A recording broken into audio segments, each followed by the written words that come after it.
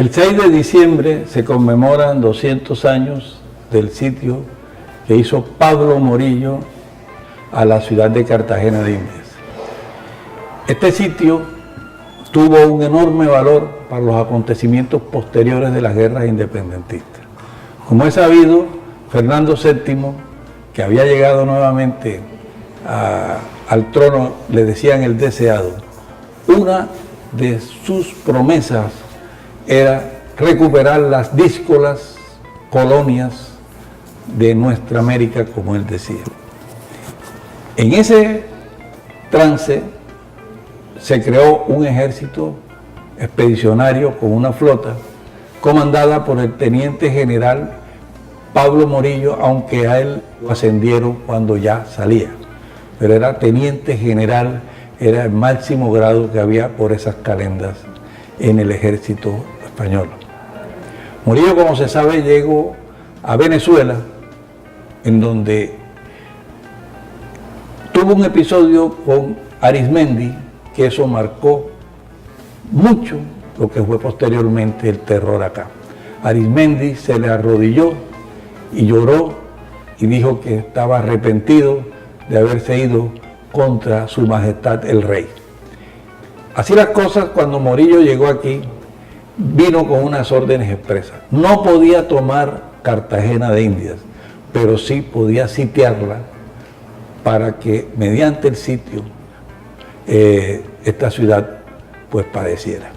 Como todos saben, no voy a repetir porque otros panelistas van a decirlo, hubo algunos rifirrafes entre las personas que estaban dentro del gobierno de la ciudad sitiada, pero el hecho es que cuando terminó este sitio, Cartagena quedó devastada, como hay muchos trabajos que lo documentan, y no vino a recuperarse sino posteriormente en 1880.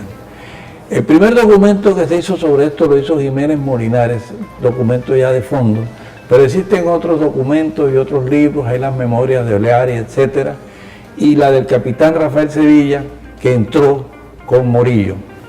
Pero esto fue uno de los episodios más tétricos y a la vez gloriosos de las historias de las guerras en el mundo occidental. Cartagena fue una nueva Numancia que prácticamente se inmoló por la independencia. El 5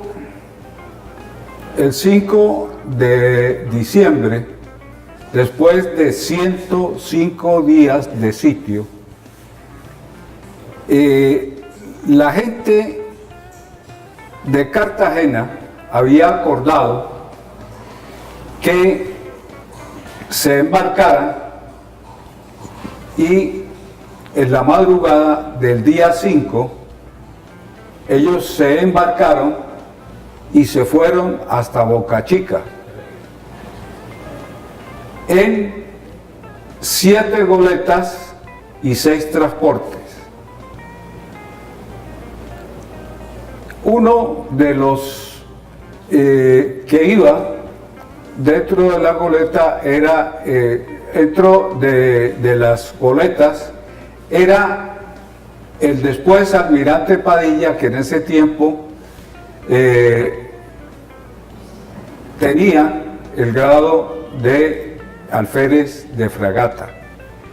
Entonces, en Boca Chica aguardaron hasta el anochecer, y en la noche del 6 arrancaron con tan mala suerte que hubo un temporal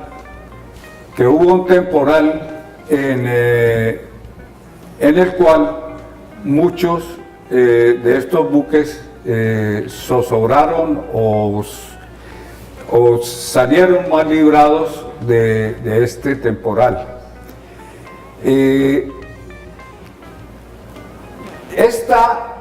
Ahí iba la Cartagena, la República de Cartagena, que duró desde el 14 de junio de 1810 hasta el 5 de diciembre. el 5 de diciembre de 1815. Entonces, en esos buques iba lo que quedaba de la provincia de Cartagena. Vale decir que los buques enarbolaban la bandera cuadrilonga de Cartagena. Bueno, gracias, señor almirante. La salida de estas goletas de Cartagena, escriben sobrevivientes a esta expedición, que fue bajo una espesa granizada de cañón. Escribe el gobernador de Cartagena de entonces, Juan Elías López Tagle, en una de sus proclamas en 1819. Los españoles dicen que las goletas y estas fragatas salen bajo un horroroso fuego, que mataron una cantidad de gente a bordo de los navíos. Entonces, también vale la pena entender que cuando la ciudad ya tiene es inminente el sitio de Morillo, se toma la decisión de incendiar las poblaciones cercanas, de sacrificar los ganados o retirarlos al interior, de acabar con los árboles frutales con el fin de no darle refugio o sustento al enemigo. Se envenenaron los pozos, sacrificando animales y lanzándolos a ellos con el fin de que las aguas se corrompieran y el enemigo no pudiese hacer uso de ellas. Si nosotros imaginamos por un momento que de las poblaciones cercanas, de las haciendas cercanas, la gente a las buenas unos, porque estaban de acuerdo, a las malas otros, como ocurrió por ejemplo en Turbaco, que fueron obligados a quemar la población o las casas. Estas personas se refugian dentro de Cartagena con familiares o amigos con quienes comparten el desastre de este sitio, que empezó de una manera, llamémosle armoniosa. Me imagino las joyas colectivas, me imagino ese orgullo del cartagenero de una plaza inexpugnable como Cartagena, haciendo uso de todo su sistema de defensa y el orgullo de los nuestros, de nuestros mayores. Pero al cabo de 60 días, Castillo escribe al gobierno de Santa Fe diciendo que no hay un grano de maíz, que quedan solo pocas reses en Cartagena y que las reservas, incluyendo los perros, no van a dar para 40 días más. Entonces, al final de este sitio, después de 105 días, ya no habían, escriben que no habían ni siquiera las verdolagas o las malezas que crecían en el interior de Cartagena, habían sido usadas para alimento de la población. Y entonces imaginemos por un momento a ese padre de familia que había acogido a una familia de las cercanías, tener que escoger entre dar de comer a este o dar de comer a sus hijos.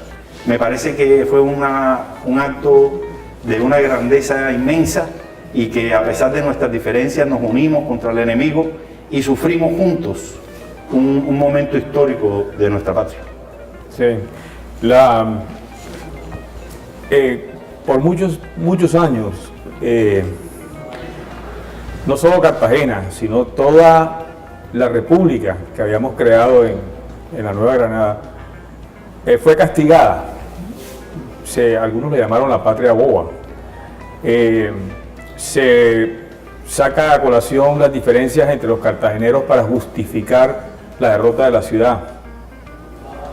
Pero en realidad,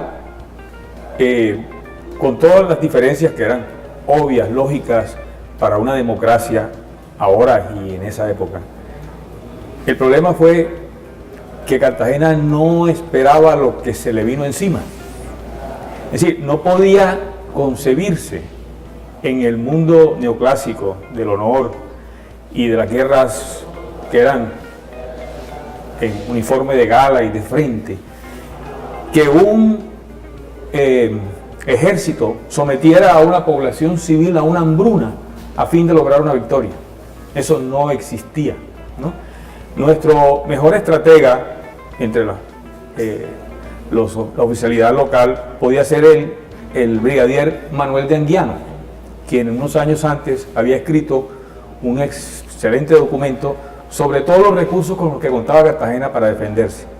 Pero Manuel de Anguiano no sabía qué tipo de guerra se había librado en España contra Napoleón Bonaparte, qué tipo de guerra irregular manejaban los españoles que venían contra ellos. Había sido una guerra de guerrillas, de emboscadas, o sea, donde el honor no existía. El último sitio de Cartagena había sido el de la flota inglesa y duró un mes. Ese podía ser el tiempo que esperaba Cartagena de sitio, un mes, al máximo mes y medio. Además de esto, Morillo manejó con mucha destreza la información, a tal punto de que Cartagena supo que iba a ser sitiada cuando los primeros soldados españoles desembarcaron en Sabanilla, que el mismo Morillo se encargó de difundir la noticia por medio de unas proclamas, ¿no?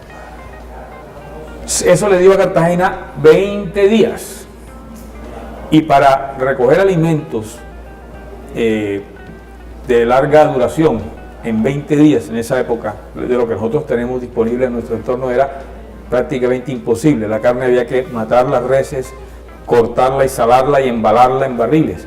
Había que fabricar panela, había que fabricar conservas. No teníamos neveras, no teníamos campos de trigo ni frutos secos. Y además de eso, Cartagena no tenía un entorno agrícola que lo sostuviera.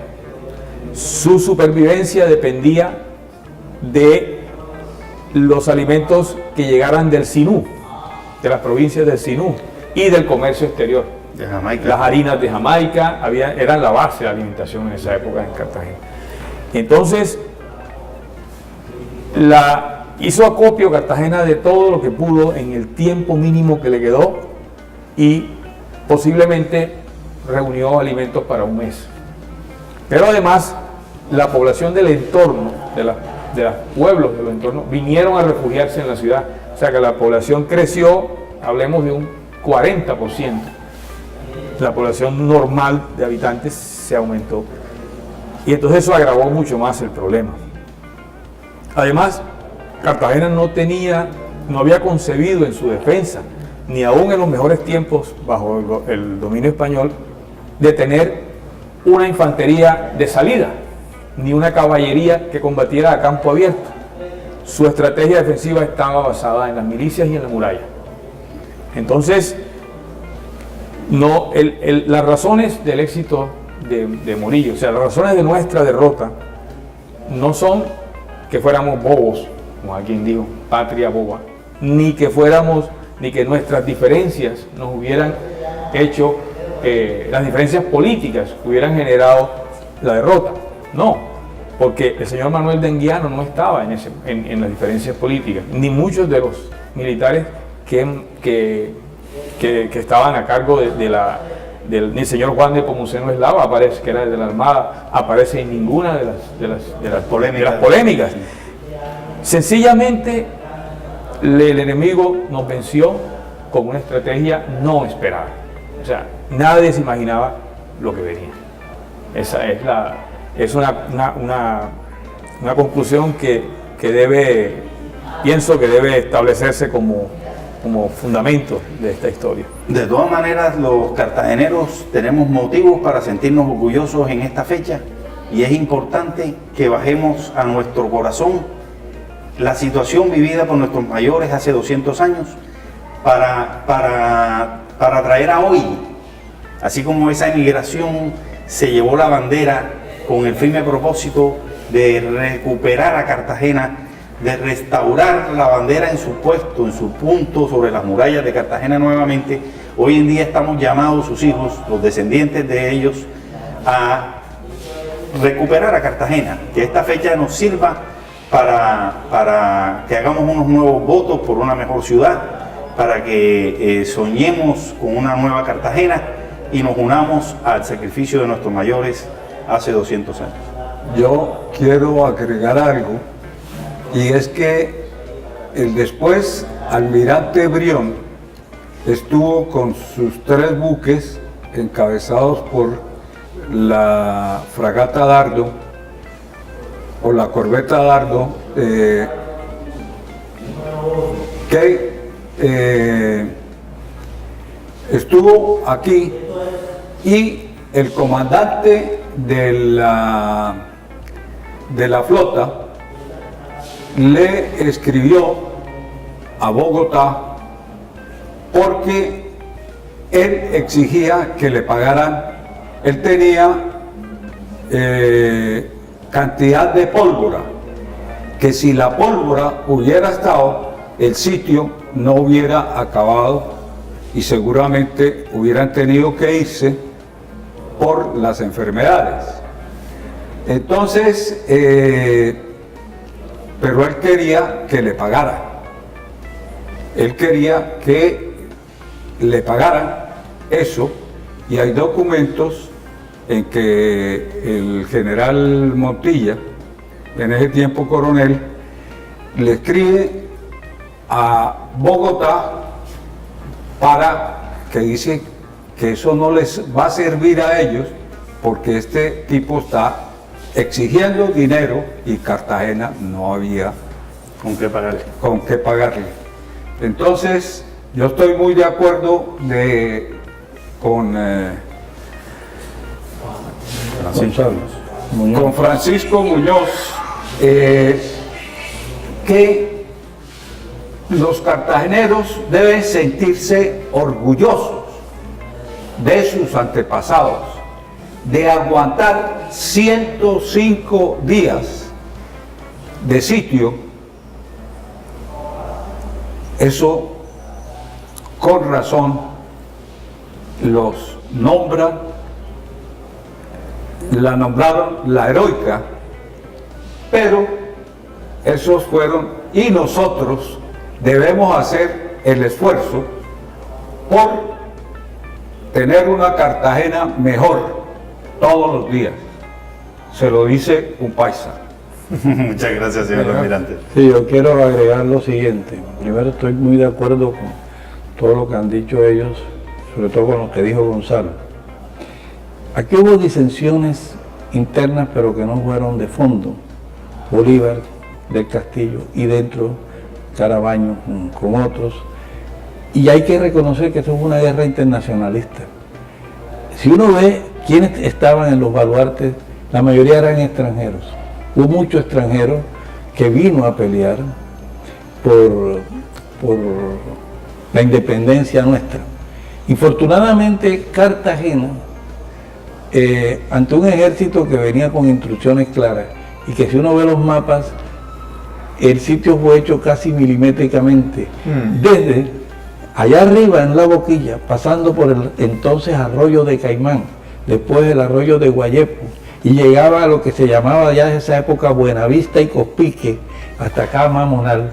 Hicieron prácticamente un arco. Morillo, como todos sabemos, se estableció en Torrecilla, que ahí hicieron una urbanización posteriormente, ahora no hace nada, y él, cuando cogía una población, por ejemplo Turbaco, echaba a la gente hacia la ciudad, pero para acrecentar los problemas objetivos del sitio, es decir, que hubieran más. Ellos, por un tris, hubieran perdido la guerra, pero uno no puede hacer historia contrafactual. Después del sitio llegaron enormes cantidades de provisiones para Cartagena, y además el capitán Rafael Sevilla, que vino con Morillo, que escribió un libro que fue rescatado por Rufino Blanco Fombona y posteriormente fue editado en Bogotá en la editorial Incunable de Lerner, yo lo tengo. Él refiere que aquí ellos mismos, los españoles, se estaban muriendo de las fiebres cuartanas, que era el paludismo, también la calentura termoatálsica, como le llamaban a la fiebre amarilla, y la disentería. O sea que por un tris, los sitiadores hubieran tenido un final trágico. Muy bien.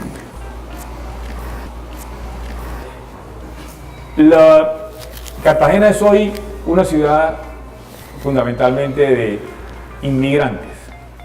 Es una ciudad posmoderna en la que no es raizal. O sea, el porcentaje de la población de Cartagena nacida aquí y con ancestros familiares en la ciudad que podamos conectar, digamos, en el tiempo 100 años atrás, son muy pocas. Es una ciudad que recibe de procesos, ¿no? Y necesita elementos de cohesión, necesita fundamentos, ¿no? Y nosotros tenemos el más poderoso de todos, y es el martirio, ¿no? Y los valores.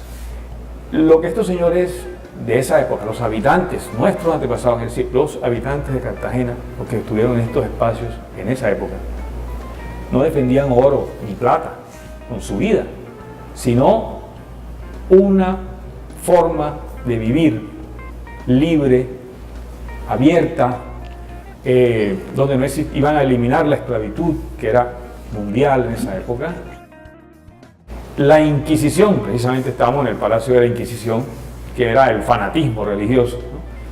Es decir, la democracia, ellos montaron una república en una época en que había solo 2 repúblicas en el mundo, ¿no? 3 repúblicas. Y libertad de religiones, aquí había protestantes, o sea, no importaba. Fue un ejemplo para el mundo entero. En el trabajo de investigación que hemos hecho con universidades de Estados Unidos, resulta que la página social de Cartagena estaba en Baltimore, estaba en los periódicos de Nueva Orleans, porque el mundo nos veía. Por eso vino toda esa gente. Aquí habían franceses, aquí había americanos, alemanes, holandeses, escoceses, irlandeses y latinoamericanos, no hablemos, ¿no? Los venezolanos vinieron a buscar refugio aquí cuando su república fracasó, incluyendo a Bolívar. Aquí escribió la carta, el manifiesto de Cartagena. Claro. Nosotros éramos un ejemplo para el mundo, y eso fue lo que decidieron defender los cartageneros hasta la última gota de sangre. Nosotros tenemos que ser consecuentes con eso. La ciudad nuestra tiene que ser una ciudad pluralista, abierta.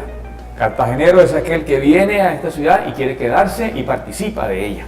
Y lo abrazamos como... Lo abrazamos y tiene un brazo abierto, que venga, ¿no? Esa es la ciudad. Y no importa de qué color es, ni qué raza, ni qué religión tiene, porque debe ser una ciudad abierta y pluralista, y ese debe ser el fundamento de Cartagena de Indias.